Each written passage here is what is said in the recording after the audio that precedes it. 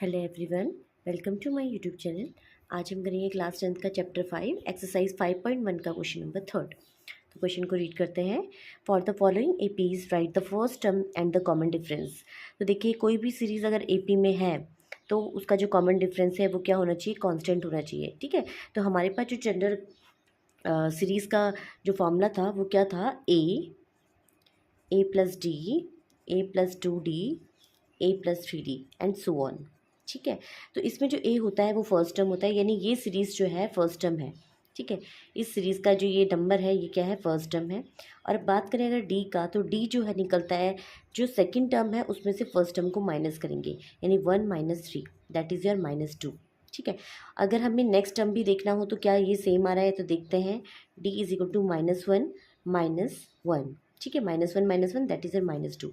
Next series का भी देखते हैं। डी का क्या हो जाएगा, -3 -1 that is your -3 + 1 that is your -2।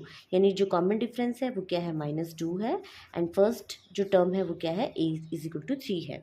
ठीक है, आई होप आपको ये जो कॉन्सेप्ट है समझ में आया होगा।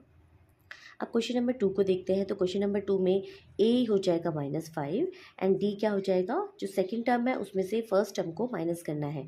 तो सेकंड टर्म इज़ -1, माइनस करना है फर्स्ट टर्म को, तो -5। तो -1 + 5 दैट इज़ योर +4।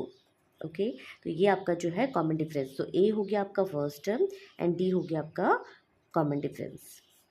ठीक है, अब से नेक्स्ट देखते हैं। तो देखिए, ये आपकी सीरीज़ है, ये एपी में है। तो एपी में है तो इसका जो डिफरेंस आएगा वो कांस्टेंट आएगा। तो इसको देखते हैं। तो ए आपका हो गया 1/3 और डी आप कैसे निकालते हैं, जो ये सेकंड टर्म है उसमें से फर्स्ट टर्म को माइनस करेंगे। तो 5/3 - 1/3, तो माइनस करते हैं 3, 5 - 1 दैट इज़ योर 4/3। ठीक है, ऐसे ही अगर थर्ड में से 2 को माइनस करेंगे तो सेम ही आएगा। तो ए यानी first term is your 1/3 and common difference is D is equal to 4/3। Okay, ठीक है, तो ये भी आपको आई होप समझ में आ गया होगा। नेक्स्ट फोर्थ है आपका ए इज इक्वल टू 0.6। ठीक है, ए जो है 0.6 है। और डी आप कैसे निकालते हैं, जो सेकंड टर्म है उसमें से फर्स्ट टर्म को माइनस करते हैं।